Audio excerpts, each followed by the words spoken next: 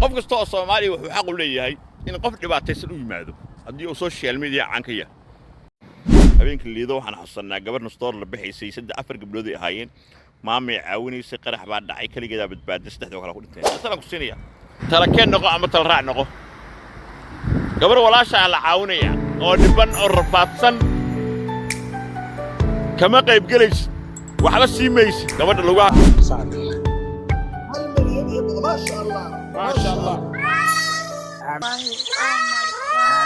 أنا محمد والله hooyaday micnaha iyadoo waxba u jeedin ay iga dab ku fiis aabeena maanta story ma siin waxa xasuusan 8 saac habeenimo anoo xanuun inta iga dhigay oo aabe intuu iga ka baxay oo iga dab waxba as guri kale aniga inta iga dhigay hooyaday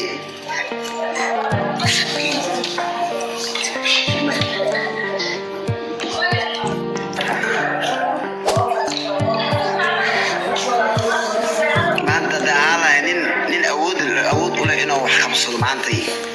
meesha mi maaleen soo istaagileen maxaa yeelay yani maanta hooyaday dhibkii uu soo korsa ogaay maanta hooyaday magtay kiri qof u jeeda maanta qof u jeeda ee ta hooyaday magaalkiiga gali lahay wax xamaalaha duurkiiga xamaalaha dhibka jiro caawa hooyaday wax u jeedin hadda laba cuniga in joogto oo ani hadalay oo maanta iga sugaa wixii cunaan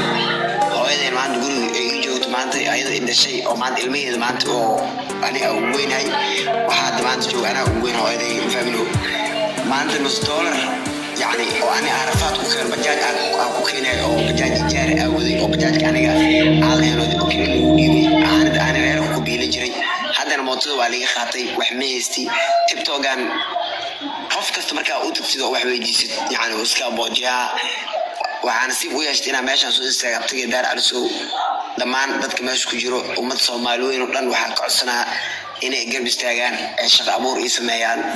أنا social media ما جعلان دنا إكان دارونتني شهو والله بالله والله social media دنا إكان تاني مرقو حاني عصنا والله Soomaaliyeed إنا يقول متين